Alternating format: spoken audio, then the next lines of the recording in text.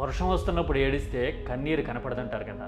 తుఫాను కష్టం నష్టం కూడా అలాంటివే. తుఫాను ప్రభావం 2-3 రోజుల్లో తగ్గిపోతుందేమో, కానీ ఆ నష్టం మాత్రం ఒక పంటంత కాలం, అంటే 6 నెలల్లో సంవత్సరమో ఆ జీవితాన్ని వెంటాడుతుంది. ఆ నష్టం నుంచి బయటపడడానికి ఎన్నేళ్లు పడుతుందో ఆ రైతుకి, ఆ కుటుంబానికే అర్థమవుతుంది. ఇంత నొప్పి, ఇంత బాధ, ఇంత ఆవేదన ఉండబట్టేనేమో జగన్ జనంలోకి రాగానే జనం ఇంతలా బ్రహ్మరథం పట్టారు.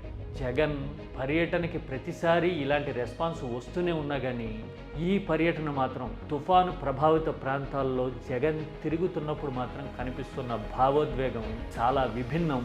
ఇంతకు ముందు సందర్భాలతో పోలిస్తే ఇది మరీ ప్రత్యేకం. అదే విషయం అడుగడుగునా బయటపడింది. ఇలాంటి అభిమానం రాష్ట్రానికి ఏం చెబుతోందో డీటెయిల్డ్గా పిన్ టు పిన్ చూద్దాం. రాజకీయాన్ని తీసి పక్కన పడేయండి, గోలిమార్. అసలు జనం ఏం చెప్పారో అర్థం చేసుకోవడానికి ట్రై చేద్దాం.